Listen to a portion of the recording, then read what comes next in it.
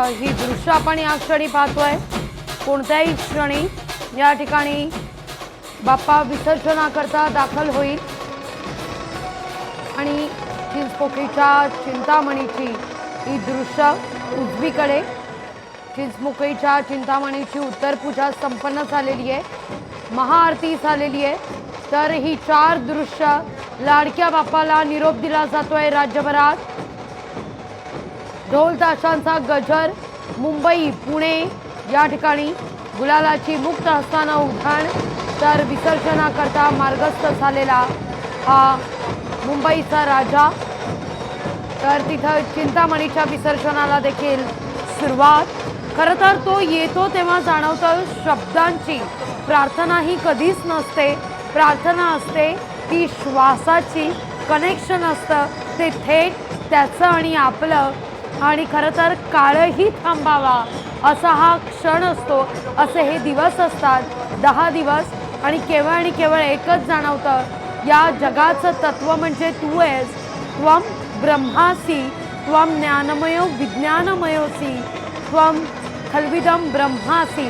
असं तत्व म्हणजे चराचरातलं तत्व म्हणजे मूलाधार म्हणजे तू आहेस आणि बाकी सारं काही शून्य, याची जाणीव होते तो हा काळ, गणेशोत्सवाचा काळ। आज मात्र या गणेशोत्सवाची सांगता होतीये।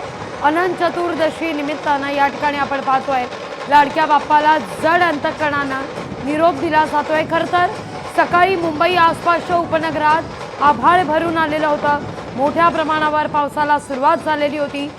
साऱ्यांना चिंता होती बाप्पाचं विसर्जन कसं होणार, कारण मोठ्या प्रमाणावर पाऊस पडत होता मुंबईत। पण अर्थात भक्तांची आर्तहाक बाप्पा ऐकणार नाही असं कधीच होत नाही, त्यामुळे विसर्जनाकरता या बाप्पानं सुद्धा काही काळ आता जणू काही पावसाला ब्रेक घे असं सांगितलंय की काय, असंच म्हणावं लागेल, कारण पावसानं सुद्धा काही क्षणाचा आता ब्रेक घेतलेला आहे। खरं तर चराचरात बाप्पा जात असताना जड अंतकरणानं, एका डोळ्यात हसू आणि आसू अशाच भावनेनं प्रत्येक गणेश भक्त बाप्पाला निरोप देत असतो। ही सृष्टीसुद्धा गहिवरलेली होती बाप्पाला निरोप देत असताना, आणि ढोल ताशांच्या गजरात मुक्त असताना गुलालाची उधळण करत वरुण राजाच्या साक्षीनं गणराय विसर्जनाकरता मार्गस्थ होत असल्याची राज्यभरातली ही दृश्य आपण या क्षणी पाहतो।